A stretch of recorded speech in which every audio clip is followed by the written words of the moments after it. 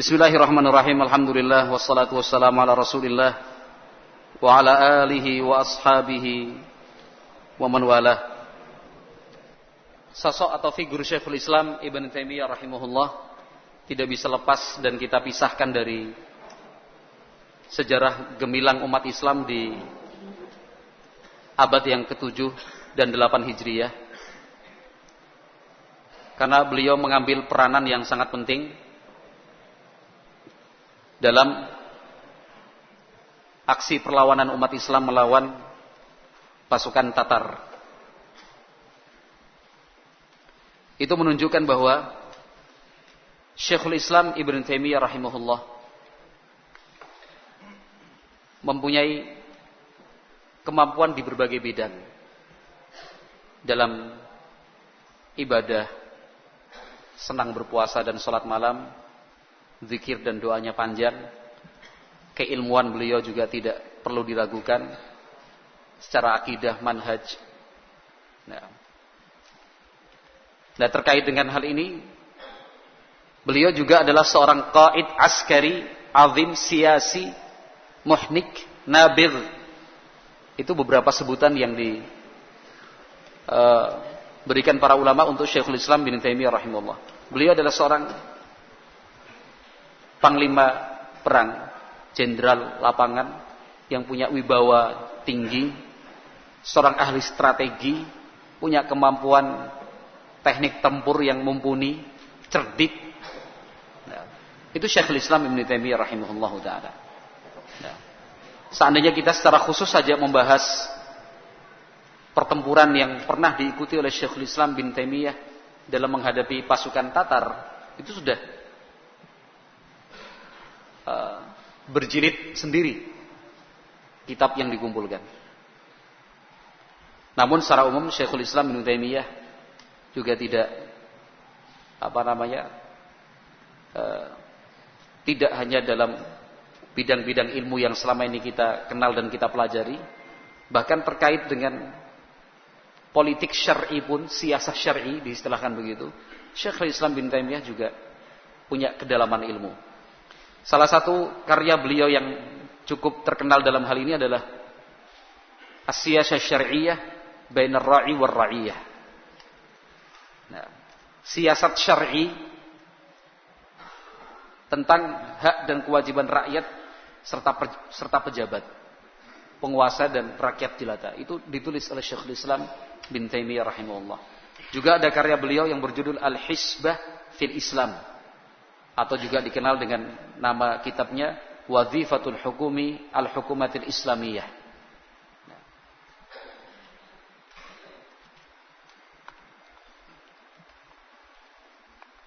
Sejarah Tatar itu sendiri, jadi gelombang pasukan Tatar, dimulai dari kekejaman mereka di wilayah Bukhara. Jadi kalau kita lihat peta Mongol itu kan di bagian Asia Tengah ya, dan Asia Timur itu. Ketika mereka bergerak ya tetap masuknya ke daerah Soviet sekarang ini, Rusia. Jadi yang pertama kali dicaplok ya daerah Bukhara. Setelah itu dihancurkan sehancur-hancurnya oleh mereka. Ya, yang laki-laki dibunuh, perempuan juga demikian dibunuh dan dipermalukan. Wanita-wanita hamil dibelah perutnya, janinnya diambil terus dibunuh. Rumah-rumah dibakar. Itu kelakuan tentara-tentara Tatar. Yang menjadi korban pertama adalah wilayah Bukhara. Kemudian dilanjutkan ke Samarkand, lanjut lagi ke Qazawain, lanjut ke Marwah, lanjut ke Naisabur. Jadi daerah Iran kalau sekarang ini, Naisabur, Marwah, Qazawain, Samarkand. Itu kan kalau lihat peta kan gitu ya, Soviet, Rusia turunkan Iran. Itu daerah itu dihancurkan oleh pasukan Tatar. Nah, sampai kemudian masuk ke Irak. Bisa tergambar rute perjalanan pasukan Mongol ini ya, Tatar. Dari atas turun ke bawah Iran, kemudian masuk ke daerah Irak. Sampai ke pusat kekuatan umat Islam di kota Baghdad. Ya. pengkhianatan tentu dilakukan oleh kaum Syiah. Itu sudah dibahas dalam materi atau tema-tema tentang pengkhianatan Syiah sepanjang sejarah Islam. Nah, mereka sampai di Baghdad. Semua kota, kampung dihancurkan oleh pasukan Tatar. Aksi pembunuhan itu berlangsung 30 hari lebih. Sampai jalan lorong gang di kota Baghdad itu penuh dengan mayat-mayat yang bergelimpangan. Terlempar gitu, tidak terurus. Nah, para ulama ahli sejarah sampai mengatakan pena sejarah tidak mampu untuk melukiskannya. Nah, tetapi secara garis besar, Al-Mu'arrikh Al-Islami, seorang sejarawan Islam yang terkenal, Al-Imam Ibnul Athir rahimahullahu ta'ala,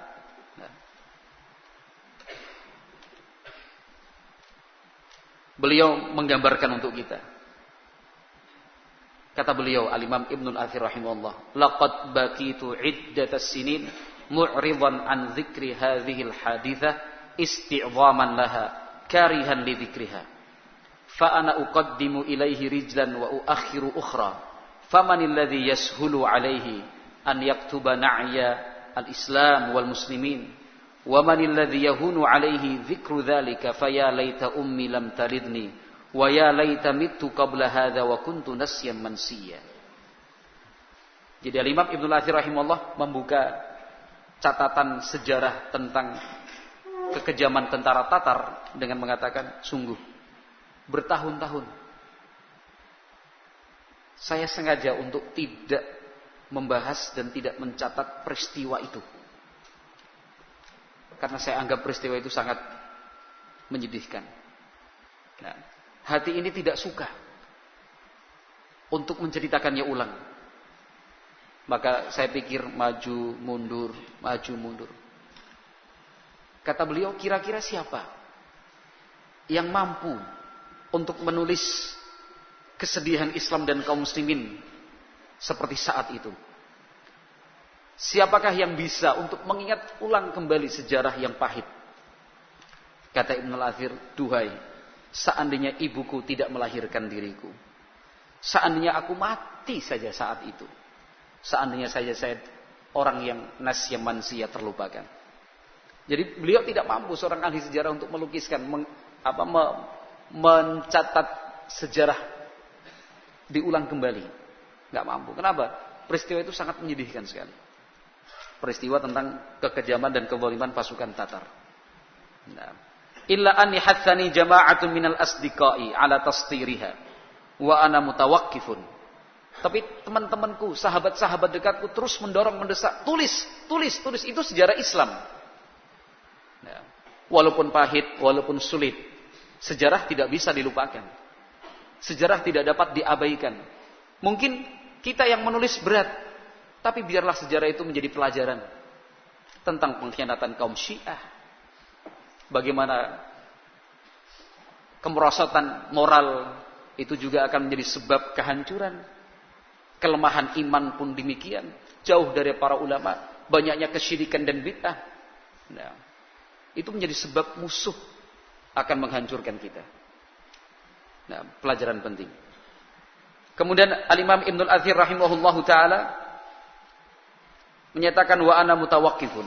Tapi tetap saja saya berat untuk menulisnya. Sampai kemudian saya melihat bahwa pasti akan memberikan manfaat. Walaupun berat untuk dituliskan, pasti akan memberikan manfaat. Lalu Al-Imam Ibnul Athir rahimahullahu ta'ala menulis. Nah, yang beliau tulis rinci. Tapi yang beliau garis bawahi rahimahullahu ta'ala bahwa rasa takut itu adalah hukuman Allah yang paling berat sebenarnya. Dibandingkan hukuman fisik di dunia, hukuman sakit dan yang lainnya. Tapi rasa takut itu digambarkan oleh Imam Ibnul Athir rahimahullahu ta'ala betapa kondisi umat Islam waktu itu takut setakut-takutnya. Dan rasa takut itu kan muncul karena lemahnya iman. Orang yang imannya kuat, takwanya tinggi, tidak ada yang dia takuti kecuali Allah subhanahu wa ta'ala. Menjadi pemberani. Nah, menjadi pemberani.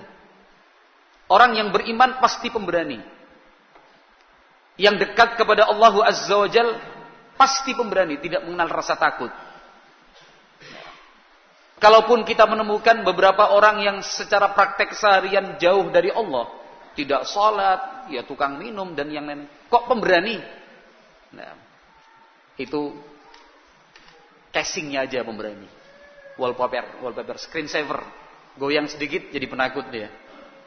Ya. Jadi penakut. Kelihatannya badan gagah, tato, wah beringas. Nah, dijak gelut ngombe disit. Mandi dulu, minum dulu, dibentak juga sudah takut. Ya.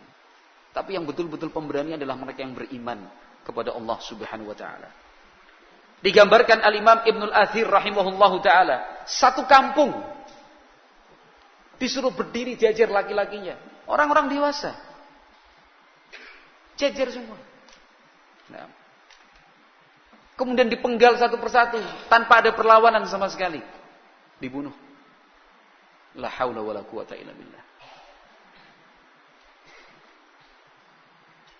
Ada satu keluarga, sekumpulan orang yang laki-laki dewasa, pasukan Tatar tanpa sengaja, tanpa senjata kok, tanpa sengaja. Tanpa senjata, enggak bawa apa-apa, tangan kosong. Masuk ke rumah itu. Masuk ke rumah. Ini orang-orang Islam. Tunggu sebentar, jangan kemana-mana. Baring semua. Pipinya tempelkan di tanah. Saya tak keluar cari pedang dulu. Ngikut. Sendiri loh pasukan Tatar. Sementara orang-orang Islam waktu itu banyak, sekumpulan orang. Orang-orang dewasa. Mereka nurut, nempelkan pipi di tanah. Nunggu. Pasukan prajurit Tatar tadi nyari pedang. Ketika pasukan Tatar tadi datang bawa pedang, orang-orang itu masih nunggu gini. Dibunuh satu-satu dibelah. Gimana gak sedih Al-Imam Ibnul Athir rahimahullah ta'ala untuk kemudian melukiskan seperti apakah kondisi umat Islam waktu itu. Jadi jumlahnya banyak, tapi kualitasnya sangat menyedihkan sekali. Kenapa? Iman itu yang runtuh, moral yang rontok. La haula wala quwata illa billah. Nah.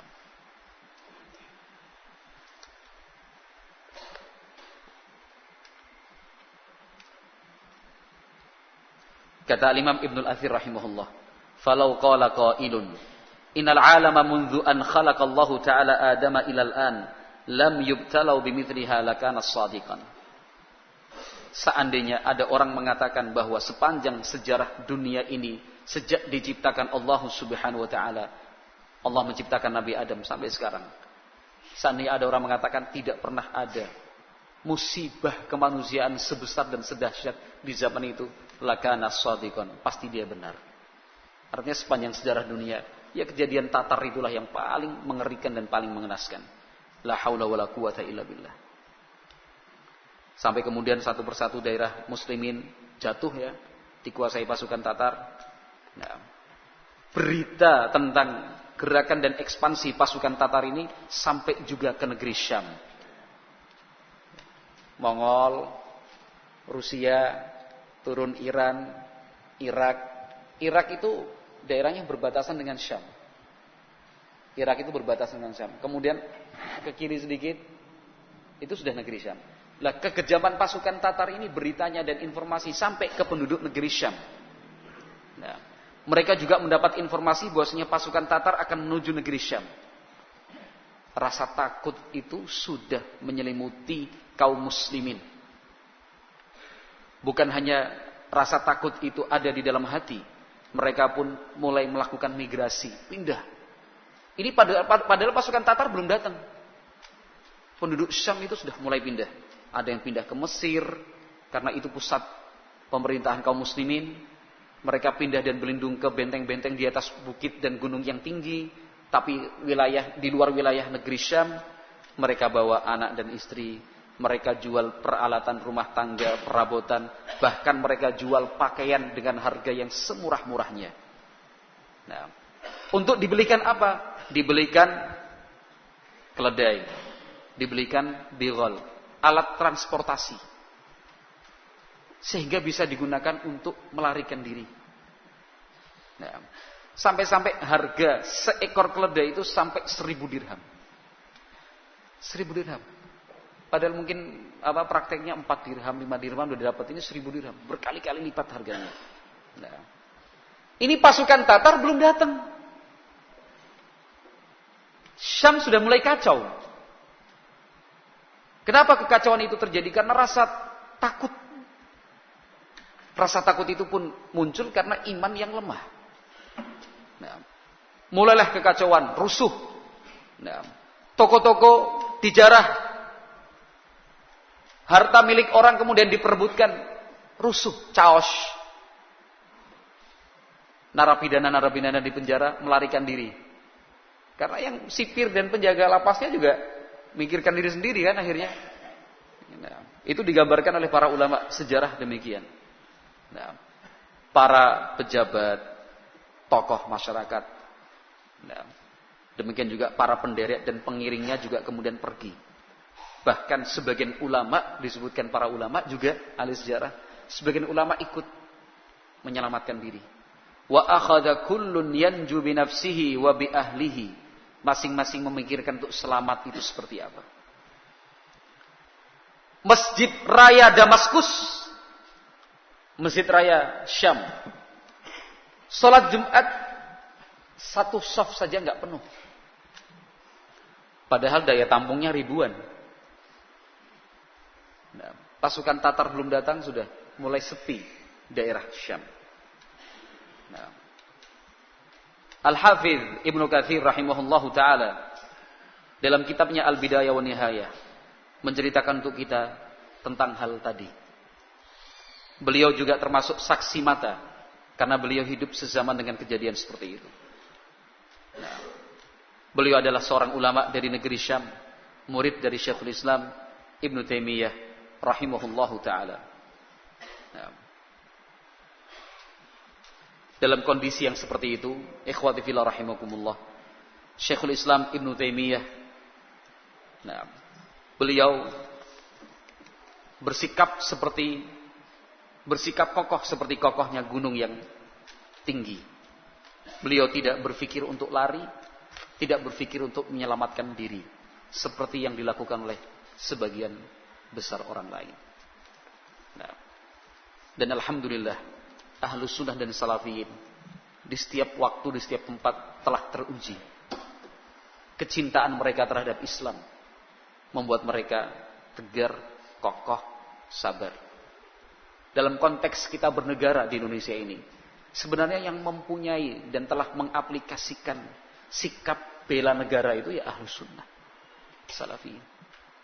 Betul-betul bela negara. Kalau dalam konteks berbangsa dan bernegara. Nah, ya contoh yang terakhir kan upaya yang dilakukan Ahlus Sunnah untuk membendung faham komunisme. Nah, ketika kita berbicara tentang kesesatan Syiah, itu kan sebagai ungkapan bela negara kita. Karena kita tidak menginginkan negara ini akan hancur, dihancurkan oleh kaum Syiah seperti yang telah lalu-lalu mereka lakukan. Ketika kita menjelaskan tentang kesesatan kaum Khawarij, teroris, nah, itu kan dalam rangka bela negara juga. Dan seterusnya dan seterusnya. Nah, Syekhul Islam Ibnu Taimiyah rahimahullahu taala, beliau punya kekuatan iman, punya kekokohan akidah. Nah, maka mulailah beliau bergerak. Syekhul Islam Ibnu Taimiyah rahimahullahu taala door to door menemui langsung satu persatu tokoh-tokoh dan pejabat negeri Syam yang masih memilih tetap tinggal di negeri Syam. Didatengin oleh Syekhul Islam bin Taimiyah rahimahullahu taala. Orang-orang yang berpengaruh dan tersisa di negeri Syam itu disowani oleh Syekhul Islam bin Taimiyah. Nah, radda alaihim umurahum wa thabbatahum wa akhadha yatlu alaihim ayatil Qur'anil Karim al-waridah fil jihad wa ahadits ar-rasul sallallahu alaihi wasallam. Syekhul Islam bin Taimiyah rahimahullahu taala memberikan motivasi. Kita harus bertahan, kita harus melawan. Dibacakan ayat-ayat Allah tentang jihad, hadis-hadis Rasulullah sallallahu alaihi wasallam tentang jihad. Nah, akhirnya Syekhul Islam bisa mengumpulkan sejumlah kekuatan dan mereka sepakat untuk satu visi, satu misi. Langkah pertama yang dilakukan Syekhul Islam bin Taimiyah rahimahullahu taala adalah berangkat langsung menemui Raja Tatar, Raja Mongol. Yang enggak pernah terfikir, bayangkan. Orang berpikir lari menghindar Syekhul Islam, kita temui. Raja Mongol kita temui. Sebelum datang ke sini kita yang keluar. Luar biasa pemberaninya. Syekhul Islam bin Taimiyah. Dan memang betul, bukan cuma omong doang, omdo atau NATO, enggak. No action, talk only, enggak. Kan itu. Betul-betul berangkat dengan sejumlah orang, utusan resmi dari negeri Syam. Syekhul Islam bin Taimiyah rahimahullahu taala berangkat menemui Raja Mongol, Raja Tatar, yang terkenal bengis, kejam itu, yang enggak punya darah. Karena memang kalau bunuh enggak kedep. Nah, itu Syekhul Islam bin Taimiyah ditemui. Waktu itu langsung pemimpin tertinggi pasukan Tatar ditemui, panglimanya. Al-Imam Ibnu Katsir rahimahullah dalam kitab Al-Bidayah wa Nihayah menggambarkan, wa qad kasallahu syaikha hullatan minal mahabati wal imani wat tuqa wa laqad qala ahadul ladzina syahadul liqa kuntu hadiran ma'a syaikhi faja'ala yuhaddithu sultana biqaulillahi wa rasulihi fil adli wa yarfa'u sawtahu wa yakrubu minhu was sultanu ma'a dzalika muqbilun alaihi musghin lima yakunu syakhisun ilaihi la ya'ridu anhu wa inna sultana min shiddati ma awqa Allahu fi qalbihi minal haibati wal mahabbah sa'ala man hadha syekh inni lam ara mithlahu wa la athbata qalban minhu wa la awqa min hadithihi fi qalbi wa la ra'aituni a'dhaman qiyadan li ahadin minhu fa akhbara bihalihi wa ma huwa alaihi minal ilmi wal amal. Al-Imam Ibnu Katsir rahimahullahu taala menggambarkan, sungguh Allah azza wa jalla telah memberikan kelebihan untuk Syekhul Islam bin Taimiyah, yaitu wibawa, karisma yang tinggi, disebabkan iman dan takwa. Salah satu orang yang ikut serta menemani Syekhul Islam bin Taimiyah menemui dan berbicara langsung dengan Raja Tatar, menceritakan bahwa Syekhul Islam setibanya bertemu langsung bertatap muka dengan Raja Tatar, Syekhul Islam menyampaikan firman Allah dan sabda Rasulullah sallallahu alaihi wasallam tentang sikap adil, tidak boleh berbuat zalim. Syekhul Islam berani. Wa yarfa'u sauta, suaranya diangkat, ditinggikan. Allah berfirman. Begitu contohnya lah. Mirip enggak? Ya enggak tahu mirip apa enggak pernah menyaksikan Syekhul Islam kan ya. Kan itu. Tapi suara beliau diangkat, wibawa, bukan dibuat-buat. Hei, raja. Itu mah sandiwara. Ini asli loh.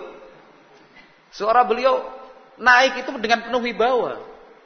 Nah, ada dalam kehidupan kita sehari-hari kita temui orang-orang seperti ini. Orang-orang yang kalau berbicara mau nggak mau kita pengen dengerin, hormat, gitu.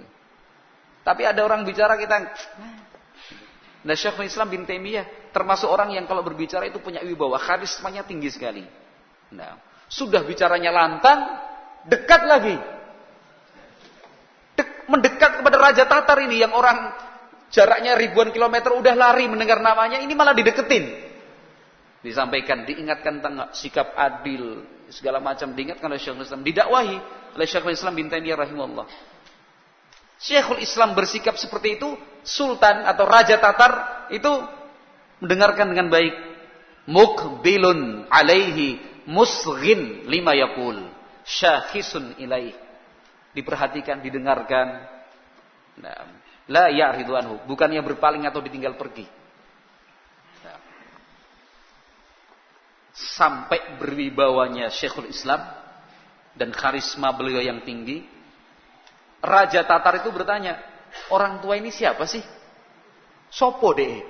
Kan itu. Siapa orang ini? Nah, diakui oleh Raja Tatar, saya tidak pernah melihat orang pemberani seperti dia. Hatinya kokoh. Nah, tidak pernah saya bertemu dengan orang yang ucapannya bisa mengena langsung di hati kecuali dia. Nah, saya tidak pernah melihat diriku bisa tunduk kepada orang lain kecuali pada orang ini. Kan luar biasa pengaruhnya itu. Kenapa? Iman, takwa kepada Allah Subhanahu wa taala. Allah akan berikan kekuatan, Allah akan dukung, ya. Allah akan memberikan kemampuan. Nah, akhirnya orang-orangnya memberikan informasi bahwasanya dia adalah Syekhul Islam bin Taimiyah. Fa ukhbira bihalihi wa ma huwa alaihi minal ilmi wal amal. Kemudian diceritakan orang ini namanya Ibnu Taimiyah, orang yang ini lengkap kan itu. Terjadi diskusi antara Syekhul Islam bin Taimiyah dengan Raja Tatar. Apa hasilnya? Hasilnya adalah kebaikan untuk penduduk negeri Syam. Walaupun waktunya terbatas, tapi Raja Tatar sudah memberikan jaminan tidak akan mengganggu penduduk Syam, tidak akan merampas harta penduduk Syam, dan keputusan itu dijadikan sebagai pengumuman umum a'lanal amam bimansyurin am fil balad. Jadi pengumuman resmi dari Raja Tatar ditempel ke sana kemari mengumumkan bahwasanya Raja Tatar berjanji menjamin tidak akan mengganggu negeri Syam, tidak akan mengganggu penduduknya, tidak akan merampas hartanya, tetapi dalam batas waktu tertentu. Lumayan enggak? Lumayan. Kan itu. Kalau untuk kemudian Raja Tatar pulang kampung ya gengsi dong Raja Tatarnya. Tapi untuk menghormati keberanian Syekhul Islam Ibnu Taimiyah rahimahullahu taala kan itu. Untuk menghormati, ya sudahlah.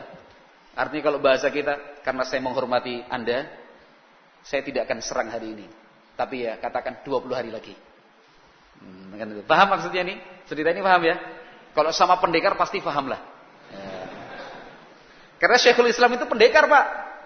Beliau begini bukan karena nggak bisa bela diri, beliau ahli bela diri, beliau juga pinter main pedang, bukan main. Bukan main pedang, beliau ahli apa Pak Abdul Aziz? Kan pendekar juga. Pandai memainkan pedang lah, tapi saya yakin panjenengan nggak akan mungkin memahami kata-kata saya cuma main-mainan tok kan kayak. Memang ahli pedang, ahli ini naik penunggang kuda yang handal itu Syekhul Islam.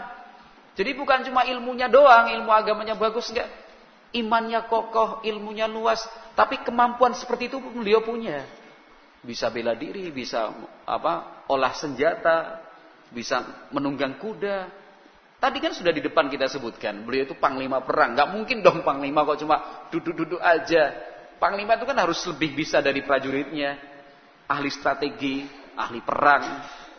Nah, meracik formasi itu keahlian Syekhul Islam bin Taimiyah rahimahullahu taala.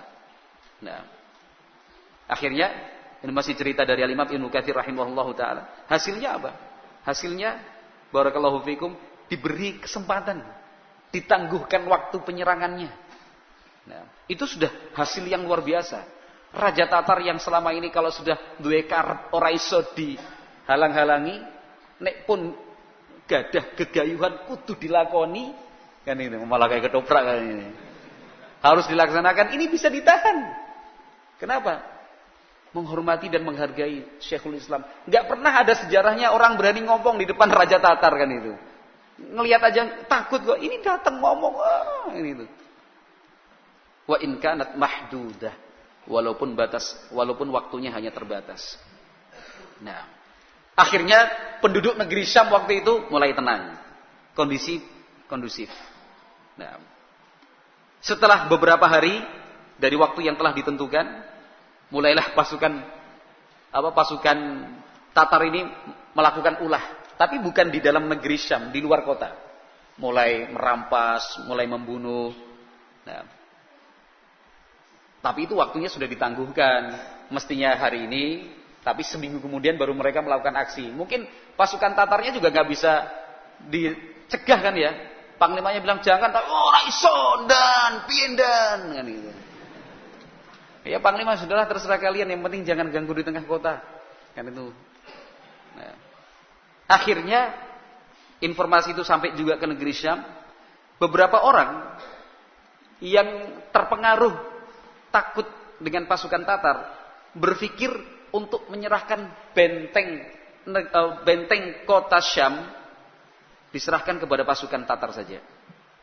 Nah, orang mulai berpikir udahlah kita nyerah aja lah. Kita gak usah melawan. Melawan juga apa gunanya? Kita nggak ada apa-apanya sama mereka. Hancur juga kita. Lebih bagus kita menyerah. Masih ada kemungkinan selamat. Kalau melawan pasti mati. Kalau menyerah mungkin aja selamat. Lebih bagus kita menyerah. Tapi Syekhul Islam bin Taimiyah rahimahullah saat itu juga langsung menemui para pemimpin-pemimpin komandan yang bertanggung jawab atas benteng kota Syam. Kata Syekhul Islam, la tuslimul qala'ah wa qatilu dunaha walau ila akhiri hijaratin fiha wa ila akhiri qatratin minkum. Kata Syekhul Islam, ditemui satu persatu komandan-komandannya itu, jenderal-jenderalnya. Enggak boleh. Jangan serahkan benteng ini. Lawan sampai habis demi mempertahankan satu bongkah batu di negeri ini sampai tetesan darah terakhir kita. Nah, Syekhul Islam bin Taimiyah menemui para pemimpin tadi, pemimpin pasukan ditemui, disampaikan, diberikan kekuatan, dimotivasi, diingatkan dengan ayat Allah, dengan hadis Nabi sallallahu alaihi wasallam. Nah, Syekhul Islam keliling ke markas-markas pasukan. Kan masih ada yang tersisa ya. Didatengin, ini markas batalon sini, batalon, kalau bahasa kita bahas kompi sana, kompi sini, batalon. Didatengin, langsung diingatkan. Sampai Syekhul Islam bin Taimiyah rahimahullahu taala menemui pasukan yang berada di luar kota Syam. Ditemui Syekhul Islam. Wa rubbama bata ma'ahumul layali yatlu alaihim ayatil jihadi fi sabilillah. Sampai-sampai Syekhul Islam tidur di barak pasukan, tidur di perkemahan mereka hanya untuk mengajarkan, menyampaikan ayat-ayat Allah tentang jihad fi sabilillah. Di sini barakallahu fikum kita bisa mengambil kesimpulan bahwasanya Syekhul Islam bin Taimiyah rahimahullahu taala adalah seseorang yang punya kepribadian kokoh, tegar dan optimis, punya keyakinan yang tinggi dengan kekuatan Allah Subhanahu wa taala. Nah, Syekhul Islam bin Taimiyah rahimahullahu taala akhirnya menyimpulkan bahwa perang tidak mungkin terhindarkan. Perang pasti terjadi. Setelah beliau memacu semangat pasukan untuk tidak menyerahkan benteng ya, yang mengelilingi kota Syam. Kan benteng itu mengelilingi kota Syam. Jangan diserahkan. Dan beliau berpikir serta menyimpulkan perang itu nggak mungkin dihindarkan. Mulailah Syekhul Islam bin Taimiyah rahimahullahu taala mengadakan pertemuan terus-menerus. Rapat. Di dalam rapat tersebut Syekhul Islam membacakan ayat-ayat Allah tentang jihad fi sabilillah. Hadis-hadis Nabi sallallahu alaihi wasallam pun tentang seperti itu. Syekhul Islam membacakan firman Allah azza wa jalla, "Wa man aqaba bimithli ma uqiba bihi, thumma bughiya 'alaihi la yansurannahu Allah. Innallaha la'afuwun ghafur." Ayat menjelaskan tentang pertolongan Allah itu pasti datang. Nah, beliau bersumpah dengan menyebut nama Allah, demi Allah, innakum lamansuruna 'ala haula. Demi Allah kalian pasti ditolong, kalian pasti menang menghadapi mereka. Sebagian panglima mengatakan, "Kul insyaallah." Wahai Syekh, seandainya Anda ucapkan saja insyaallah. Kata Syekhul Islam, "Enggak. Saya berani memastikan menang. Tahqiqan la ta'liqan." Pasti menang kalian menghadapi mereka. Karena apa? Imannya tinggi sekali. Nah, imannya tinggi sekali. Kemudian Syekhul Islam bin Taimiyah rahimahullahu taala menulis surat kepada raja-raja kecil, sultan-sultan kecil, para pejabat-pejabat di semua penjuru. Termasuk beliau menulis surat kepada Sultan Nasir bin Qalawun, sultan yang berkedudukan di Mesir. Tulis surat. Beliau tulis surat sana. Nah, untuk membangkitkan semangat melawan pasukan Tatar. Waraghaban nasa fil infaqi fi sabilillah. Beliau mendorong kaum muslimin untuk menyalurkan harta dan dananya demi memperjuangkan ajaran Islam, demi menjaga, demi berjuang di jalan Allah Subhanahu wa taala. Nah, setelah langkah itu dilakukan, berikutnya disebarkan pengumuman, an la yusafira wa la yakhruj minal baladi ahadun illa bimarsumin khas. Yang sudah berada di kota Syam tidak diperbolehkan meninggalkan kota Syam, keluar dari benteng Syam, kecuali dengan surat resmi. Jadi orang mau melarikan diri udah dihalang-halangi sekarang. Kalau di sebelum-sebelumnya kan orang mau melarikan diri, menyelamatkan diri, sehat. Setelah ini posisi sudah mulai kokoh dan kuat, dibuat peraturan tidak boleh meninggalkan benteng ini kecuali bimarsumin khas. Nah. Kemudian Syekhul Islam bin Taimiyah atas desakan dari para pemimpin di negeri Syam untuk menemui langsung sultan di Mesir, raja yang tertinggi. Nah.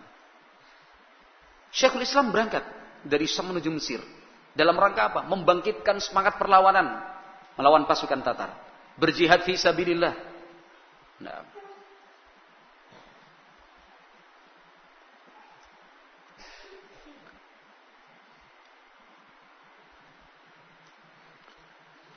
Dan rencana itu akhirnya berhasil. Sultan yang berkedudukan di Mesir akhirnya menyatakan siap untuk memberi bantuan. Nah.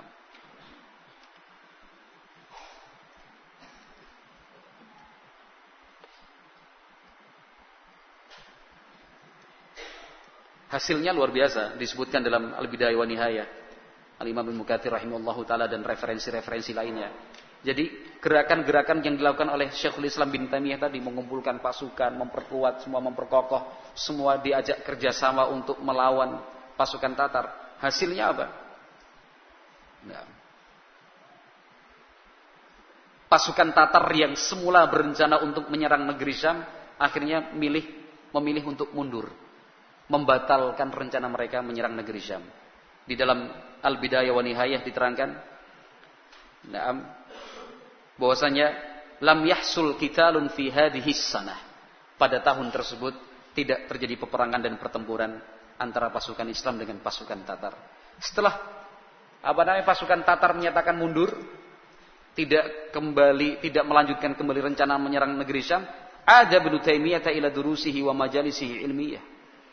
Syekhul Islam kembali aktif berdakwah, mengajar, menyampaikan ilmu, mengajarkan Al-Quran dan Sunnah Nabi Muhammad SAW dan seterusnya. Nah, itu beliau rahimahullahu taala. Kemudian pada tahun 702 Hijriah, pasukan Tatar kembali lagi ke negeri Syam. Nah, pada percobaan yang pertama kan kemudian ditemui Syekhul Islam ya. Ditemui Syekhul Islam kemudian memberi batas waktu tertentu tidak akan menyerang. Setelah itu digunakan dan dimanfaatkan Syekhul Islam bin Taimiyah untuk membangun kekuatan dan pertahanan. Dan itu ternyata membuat pasukan Tatar berpikir panjang. Akhirnya mereka tidak melanjutkan rencana menyerang negeri Syam. Tapi pada tahun 702 Hijriah kembali pasukan Tatar datang dengan pasukan yang begitu banyak ke negeri Syam. Mereka mengepung daerah Syam di setiap tempat. Nah, orang-orang di negeri Syam merasa ketakutan. Nah, kembali Syekhul Islam bin Taimiyah rahimahullahu taala tampil. Nah, beliau ingatkan kembali ayat-ayat Allah tentang jihad. Beliau ingatkan kembali tentang hadis-hadis Nabi Muhammad sallallahu alaihi wasallam. Bahkan Syekhul Islam wa aftan nasa bil fitri. Bahkan Syekhul Islam bin Taimiyah rahimahullahu taala memberikan fatwa agar pasukan Islam tidak berpuasa. Padahal waktu itu adalah bulan Ramadan. Nah, sebagian orang masih takut untuk tidak berpuasa. Takut terjatuh dalam dosa besar. Kenapa? Karena puasa itu adalah puasa di bulan Ramadan rukun Islam yang ketiga. Tapi Syekhul Islam bin Taimiyah menyampaikan dalil, hujjah yang kuat dalam kondisi yang seperti itu diperbolehkan untuk membatalkan puasa. Diperbolehkan dan itu uzur rukhsah karena sedang menghadapi situasi yang berat, kondisi yang genting, peperangan dan perang besar. Bahkan Syekhul Islam Ibnu Taimiyah rahimahullahu taala itu sengaja keliling di hadapan pasukan-pasukan Islam itu sambil membawa kurma dan makan di hadapan mereka siang hari bulan Ramadan makan. Enggak apa-apa. Dan mereka kan percaya, mereka sangat hormat sekali dengan Syekhul Islam Ibnu Taimiyah rahimahullahu taala. Nah, kata beliau, Syekhul Islam Ibnu Taimiyah rahimahullahu taala mengingatkan tentang perang Fathu Makkah, penaklukan kota Makkah. Nabi SAW menyatakan kepada sahabat-sahabatnya, innakum mulaqul aduwi ghadan wal fitru aqwa lakum. Itu pesan dari Nabi SAW. Karena fatwa dari Syekhul Islam bin Taimiyah tentu berdasarkan dalil. Dalilnya adalah ucapan Nabi kepada sahabat-sahabatnya ketika penaklukan kota Mekah, sesungguhnya besok kalian akan bertemu dengan musuh. berbuka puasa itu lebih bisa menguatkan badan, silahkan berbuka. Nah, setelah itu betul-betul terjadi peperangan antara pasukan Islam dengan pasukan Tatar sampai malam hari, terus begitu perang dan pasukan Tatar melarikan diri, mereka dalam posisi yang kalah. Nah, faqutilu minhum umaman la yuhsa adaduhum illallahu ta'ala. Pasukan Tatar yang terbunuh dalam peperangan waktu itu, namanya perang Syakhab. Itu jumlahnya sangat banyak sekali, tidak ada yang bisa menghitungnya kecuali Allah Subhanahu wa taala. Dan kekalahan Tatar pada hari itu adalah kekalahan pertama dalam sejarah pasukan Tatar. Kekalahan mereka melalui sebab siapa? Syekhul Islam Ibnu Taimiyah rahimahullahu taala. Yang jelas, ikhwati fillah rahimani wa rahimakumullah, itu salah satu gambaran saja bahwasanya Syekhul Islam Ibnu Taimiyah rahimahullahu taala adalah orang pemberani. Dan itu juga mengingatkan kita bahwa ahlu sunnah atau salafiyin, jadi urusannya bukan hanya masalah ngaji taklim, tapi dalam semua bidang. Ketika kita dituntut untuk tampil ke depan, kita tampil ke depan. Contoh yang paling dekat kembali saya ingatkan tentang program tebar majalah komunisme ini. Nah, asatidzah ahlu sunnah melakukan rapat berkali-kali di Jogja, di Malang, di Jember, di Cirebon, terus rapat. Nah, yang akhirnya kesimpulannya apa? Ahlu sunnah harus tampil dengan cara yang sesuai dengan syar'i. Caranya apa? Ya sudah, majalah direvisi khusus untuk masyarakat, pejabat juga, kemudian disedikitkan jumlah halamannya. Nah, kemudian kita bagi-bagikan secara gratis. Dananya dari mana? Dari luar negeri? Enggak. Dananya kan orang tanya, masa gratis? Iya, dari luar negeri Mas. Ya mboten, ini kalau bahasa kita saweran Mas. Urunan, iuran, ini semua dari yang 10.000, 2.000, 3.000. Ini sumbangsih kami. Kan itu. Kemarin waktu saya di Kebumen buka puasa, teman-teman kita tim tebar majalah, alhamdulillah sempat melakukan audiensi dengan Bapak Bupati Kebumen, Pak Fuad. Kemarin audiensi dengan Pak Bupati. Disampaikan, mohon maaf Pak Bupati, inilah bentuk bela negara kami, salafiyin. Bentuk perhatian kami, cinta kami kepada negara ini. Hanya ini yang bisa kami lakukan, tidak lebih dari itu. Dan mohon maaf, kami bukan tipe orang yang melakukan unjuk rasa, demonstrasi, kemudian mencaci maki pemerintah dan mengasihi, ya saya baru aja dimarah-marahin orang nih Mas. Nah, kan itu bukan ahlu sunnah, salah. Kan itu. Terus gimana? Udah, karena tim tebar majalah juga diiringi oleh dari Intelkam Polres, langsung sudah Pak, nanti diurus Pak ya. Berarti boleh nih, semuanya sudah bebas. Saya berikan izin, bagikan ke dinas-dinas. Nanti lewat Bapak ini yang dari Intel Polres. Pak Bupati sudah oke, ACC. Nah, tampil. Nah.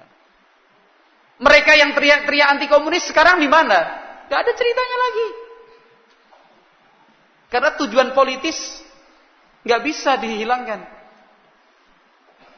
Ahlu sunnah salafiyin ketika menyampaikan majalah tentang anti komunisme ini disampaikan, termasuk kemarin kepada Bapak Bupati Kebumen, kan gitu.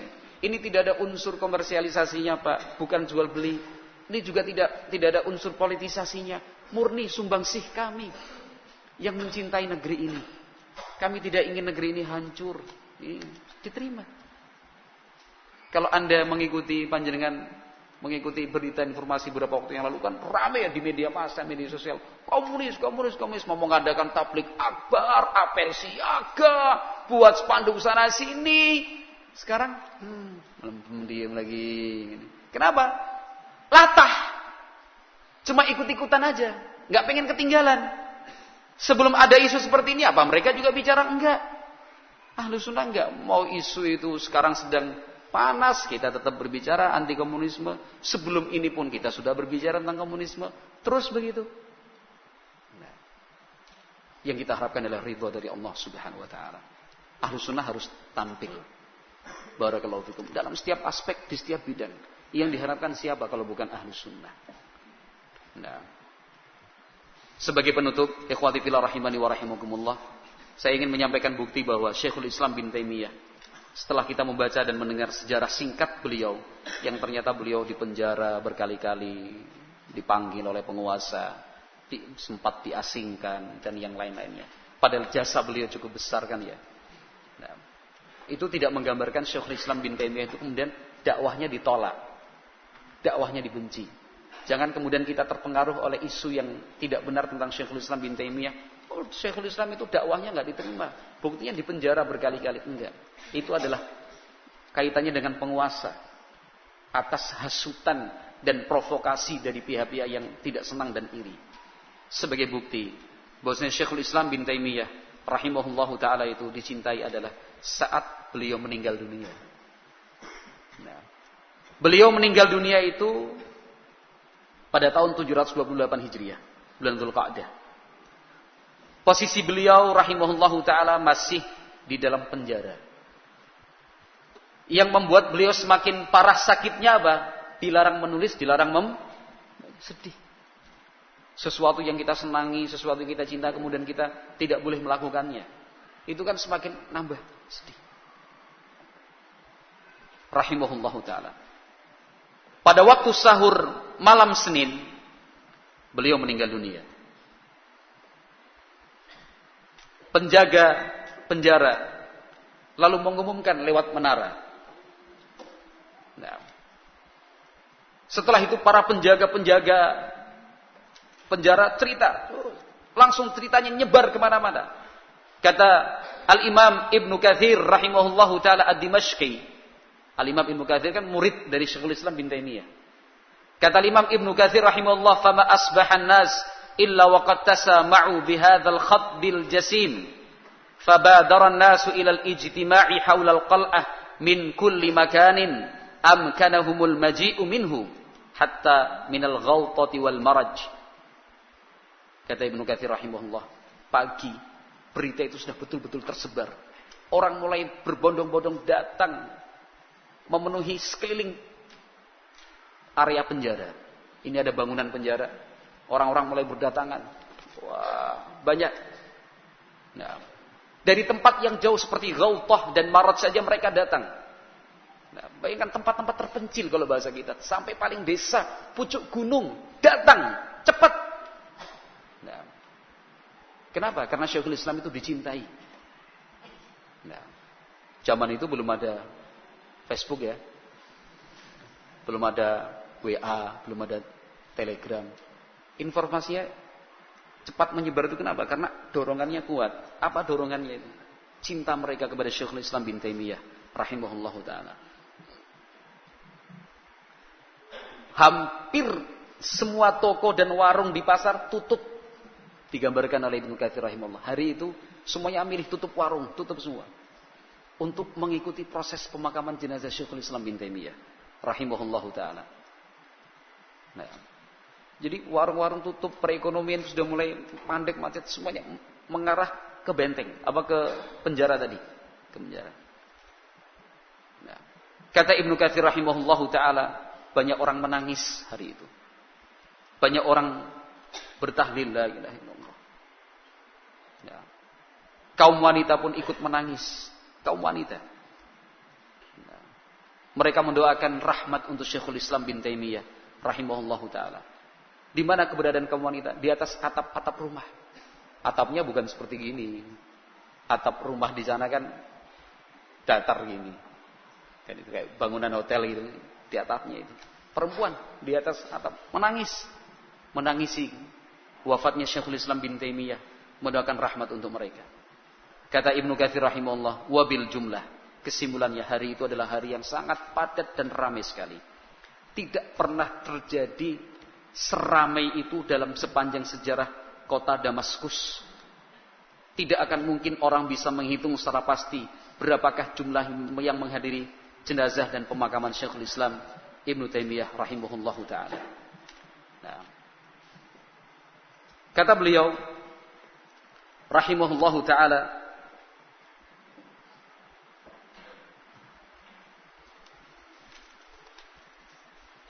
bagaimanapun juga, kana rahimahullahu min kibaril ulama'i mimman yukhti'u wa yusib, walakin kana khata'uhu binisbati ila sawabihi kanuqtatin fi bahrin lujjiyin wa khata'uhu aidan maghfurun lahu. Kata Ibnu Katsir rahimahullah, bagaimanapun juga semoga Allah merahmatinya, Syekhul Islam termasuk ulama besar. termasuk orang yang bisa salah juga bisa benar.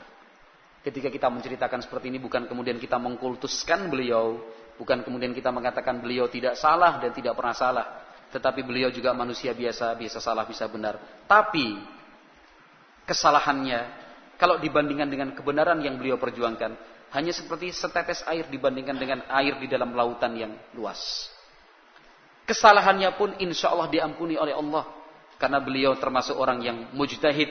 Sementara Nabi SAW bersabda, "Idza ijtahadal hakimu fa asaba falahu ajrani, wa idza ijtahada fa akhta'a falahu ajrun, fa huwa ma'jur."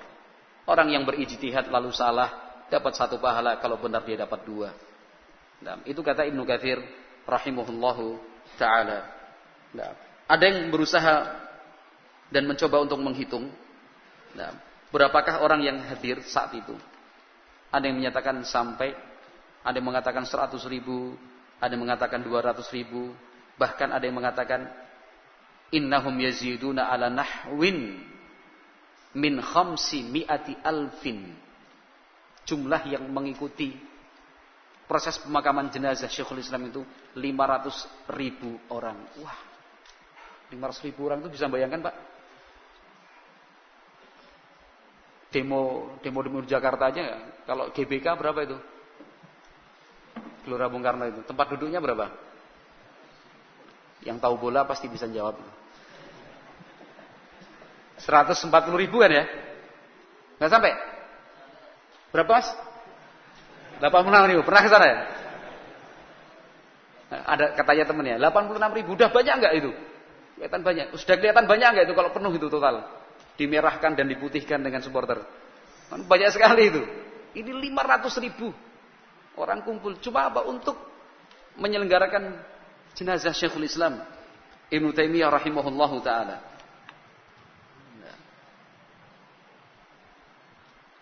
Kata ahli sejarah, lam yusma' fi janazatin bimithli hadzal jam'i ila janazatal Imam Ahmad bin Hanbal.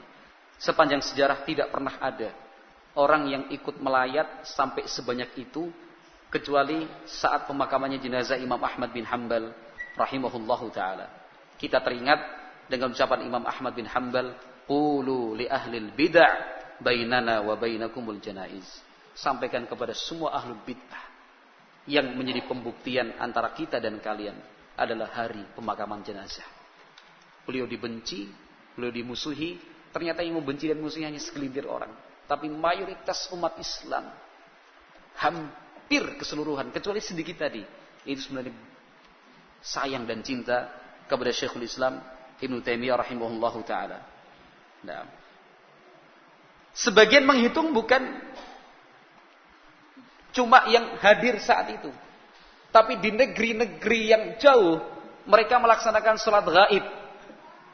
Walaupun pendapat yang paling kuat, kalau seorang muslim itu meninggal dunia sudah disolatkan, maka tidak dituntunkan untuk melaksanakan sholat gaib. Tapi barangkali mereka-mereka yang di tempat-tempat yang jauh itu, nah, mungkin mereka ingin melaksanakan sholat gaib karena berpendapat boleh. Tapi saking banyaknya orang yang merasa kehilangan Syekhul Islam Ibnu Taimiyah rahimahullahu ta'ala. Nah.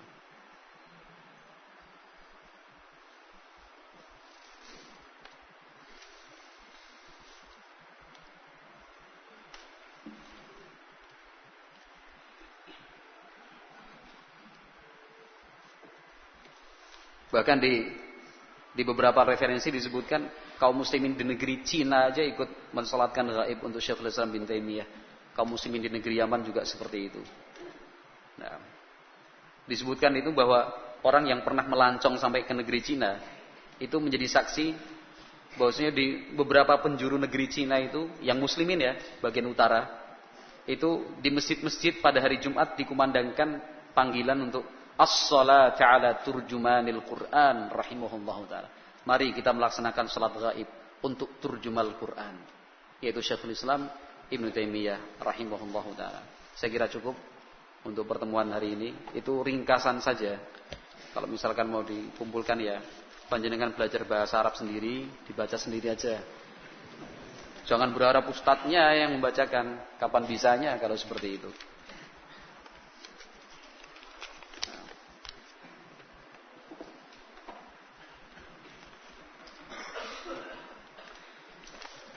Baik, tolong berikan faedah kepada kami tentang ucapan Syekhul Islam Ibnu Taimiyah yang tidak mau mengucapkan insyaallah ketika diingatkan oleh seseorang. Apakah memang boleh seperti itu? Dan tolong, ya kalau Anda punya iman seperti iman Syekhul Islam silahkan. Itu kan karena berdasarkan iman yang kuat, percaya betul dengan firman Allah. Allah kan sudah berfirman, "Wa man aqaba bimithli ma uqiba bihi tsumma bughiya 'alaihi la yansurannahu Allah." Kan itu. Barang siapa membalas perbuatan musuh orang-orang kafir dalam hal ini, kemudian dia dizalimi. Nah, Allah Subhanahu wa taala menyatakan dalam firman-Nya, "La yansurannahu Allah." Pasti Allah menolongnya. Kan begitu. Pasti Allah menolong, itu sudah janji Allah kok diragukan. Maka Syekhul Islam mengatakan, "Innakum lamansuruna 'ala haula." Kalian pasti menang, dapat pertolongan dari Allah. Insyaallah enggak. Pasti. Kan itu. Karena imannya kuat. Kalau kita kan ketika ngomong insyaallah aja enggak percaya. Ya enggak? Kan gitu. Oh, kadang-kadang kalau bahasa enggak pakai ngelomboni kan itu. Engko ning nggonku ya insyaallah. Insyaallah di bibir aja, di hati enggak. Itu bedanya kita sama Syekhul Islam bin Taimiyah. Kalau Anda merasa punya iman seperti Syekhul Islam, monggo. Cuman kita sendiri kadang-kadang ya apa ya ditolong apa orang, jane ora ditolong kepriwe engko ya. Takut. Mau menyampaikan kebenaran, nanti kalau ditolak gimana? Ya beda. Beliau menyatakan seperti itu karena iman yang kuat. Dalilnya apa? Dalilnya ayat tadi. Allah kan sudah menjanjikan la yansurannahullah. Sudah ada lamnya, taukidnya, ada nun taukidnya sakilah lagi, double lagi. Kurang apa Allah menjanjikan kemenangan itu? Kalau Allah sudah menjanjikan, apa perlu kita ragukan? Cuman kita yang ragu sebenarnya. Kalau beliau enggak, pokoknya tahqiqan la ta'liqan, untuk membakar semangat jihad. Betul enggak yang dikatakan Rasulullah, menang atau kalah? Kalau kita kan masih berpikir, jangan-jangan kita bilang insyaallah apa itu menang. Kalau kalah kepriwedan. Kalau Syekhul Islam ketika mengatakan menang, itu enggak ada kepikiran kalah. Kenapa? Yakin dengan janji Allah Subhanahu wa taala. Gitu.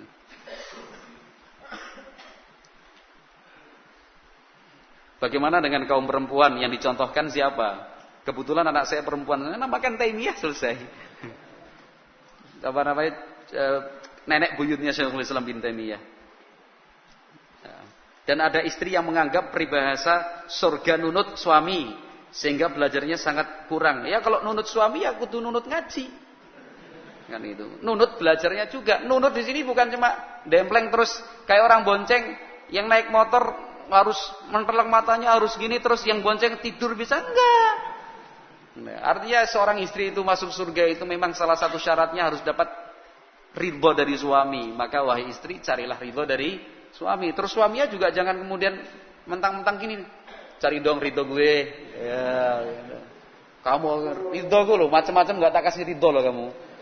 Enggak juga seperti itu. Artinya ya saling memahami lah. Nunut yang dimaksud ya nunut srekepe, nunut imane, nunut ibadah, nunut tolabul ngelmine.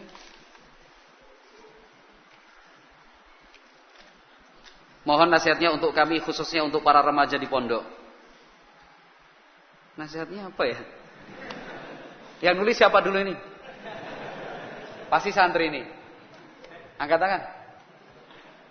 Siapa yang nulis ini? Mohon nasihatnya. Kalau enggak tunjuk tangan enggak tak kasih nasihat. Siapa yang nulis? Enggak usah takut.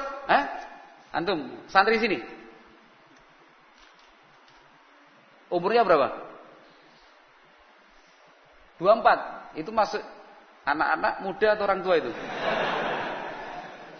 Masuk kategori mana? Sudah nikah belum? Oh belum, berarti dapat hadiah. Yang tengah ya?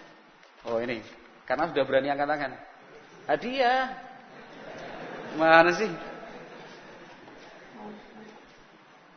Oh, nasihatnya apa? Nasihat saya untuk siang hari ini untuk kaum remaja menjauh dari tasyabuh. Sama remaja di ambang kegalauan. Nasihatnya gimana? Baca sendiri. Nanti sampaikan ke yang lain ya. Kok pas banget sih? Siapa guru Syekhul Islam bin Taimiyah? Banyak sekali. Kertasnya tak tinggal di kamar tadi. Nggak hafal sih. Kan gitu.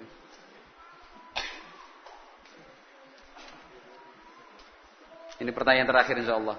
Setelah saya berusaha menghafal sebagian dari surat-surat di dalam Al-Quran beserta artinya, saya merasakan ini adalah nikmat yang besar. Saya merasakan besarnya nikmat yang diberikan Allah kepada hambanya, berharap dengan surganya. Ngeri akan azabnya. Maha kuasanya Allah dan faedah-faedah besar lainnya setelah saya beramal dengan perkara ini. Terkadang tak terasa tubuh bergetar dan air mata mengalir jika melewati ayat-ayat yang berat maknanya. Pertanyaannya, bolehkah dalam salat berjamaah sang imam mengkabarkan sehari sebelum salat berjamaah tersebut berlangsung, memberitahu suratan yang akan dibaca imam dalam salat jahar tersebut? Tujuannya agar sebagian dari makmum dapat mempelajari dan ikut memaknai suratan yang dibaca oleh imam, dan berharap dengan perkara ini salat berjamaah berjalan dengan khusyuk. Atas jawabannya jazakumullah khairan. Tidak perlulah seperti itu. Enggak perlu. Misalkan umumkan, saya besok jadi imam taraweh, yang saya baca surat ini. Tidak usah seperti itu. Semampunya. Rasa khusyuk itu tidak usah dibuat-buat. Kalau itu kan sudah dibuat-buat namanya. Betul nggak? Dipaksakan seperti itu. Sudahlah, mengalir saja. Apa yang dibaca imam kebetulan kita faham, alhamdulillah. Yang tidak faham, sudah kita dengarkan dengan khusyuk. Kan itu ya. Seperti itu. Untuk faham semua ya, dihafalkan semua ayatnya, enak. Nggak usah janjian sama imamnya.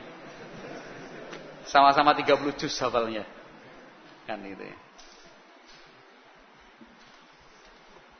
Baru dilihatin sudah gini. Mas, namanya saya Mas Muhammad bin. Sini.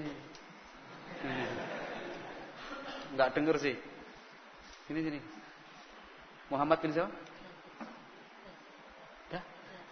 Lanjut. Derajat. Oh.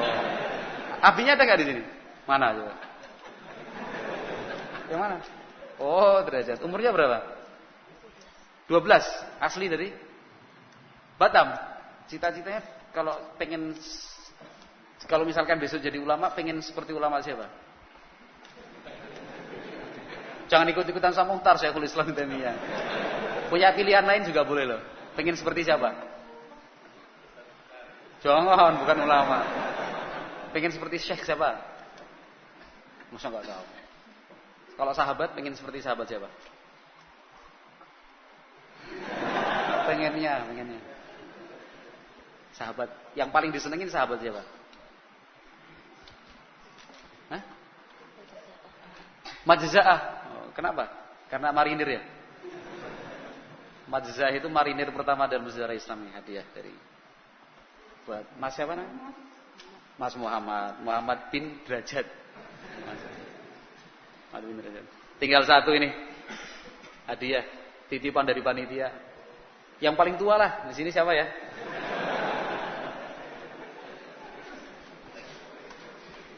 Yang paling tua siapa ya?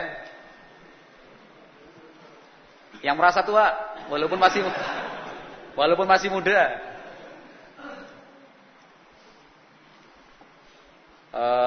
Apa kategorinya nih ya? Yang penting ini untuk orang tua titipannya ini.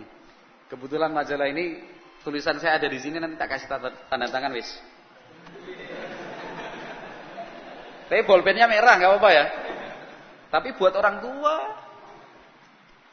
tua yang rumahnya gunung. Nah.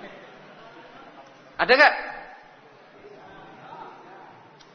Berdiri. Marah. Siapa namanya? Kuswari. Mana Pak Kuswari? Oh ya. Bapaknya siapa? Bapaknya Mas. Oh Mas Anwar ya. Badri Nyong we kakang Nyong. Bolpen merah atau bolpen hitam Pak Kuswari?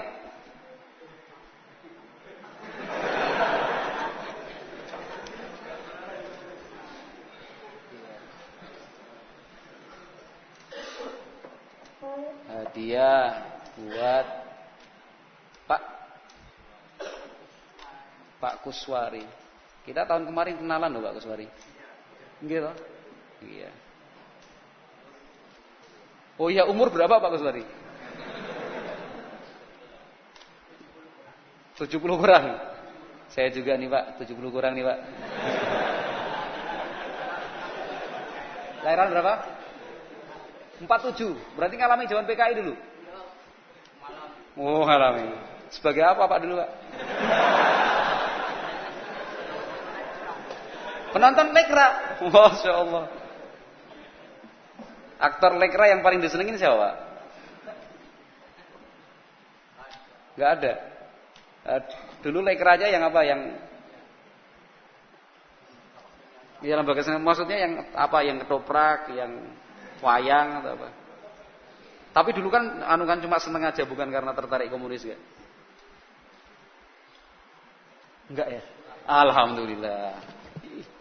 Buat panjenengan. Itu ada tulisan saya di situ. Wah, iya itu. Nggih. Sebenarnya banyak orang tua yang pakai jaket pengen itu juga. Yang panitianya nyediain 3 ke Priyo Maning jal. Ya wis. Wallahu a'lam bishawab. Subhanakallahumma wa bihamdika asyhadu an la ilaha illa anta astaghfiruka wa atubu ilaik. Assalamualaikum warahmatullahi wabarakatuh.